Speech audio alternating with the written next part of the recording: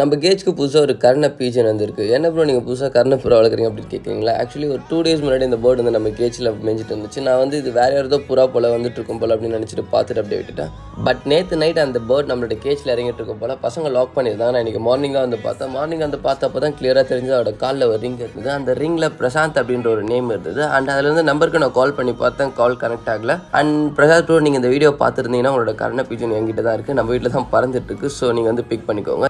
And then Prashanth bro, நீங்கள் எதுக்கும் பயப்படாதீங்க, உங்கள் பேர்ட் நம்மக்கிட்ட சேஃபாக இருக்கும். அட் த சேம் டைம் நம்ம நிறைய சிக்ஸ் எடுத்துருக்கோம். அவங்களுக்கு வந்து பார்த்தீங்கன்னா புதுசாக கேட் செட்டப் பண்ணணும். அட் த சேம் டைம் நம்மளோட ப்ரீடிங் பேர்ட்ஸுக்கு எல்லாத்துக்குமே பார்த்தா ப்ரீடிங் கேட் செட்டப் இன்னும் கொஞ்சம் நல்லா பண்ணலாம் அப்படின்னு சொல்லிட்டு ஒர்க் பண்ணிட்டுருக்கேன். அதோட breeding cat setup video and cat setup video, partition video எல்லாமே வந்து பார்த்தீங்கன்னா நெக்ஸ்ட் வீடியோ நான் கண்டிப்பாக அப்லோட் பண்ணுறேன். Stay tuned fam. பை.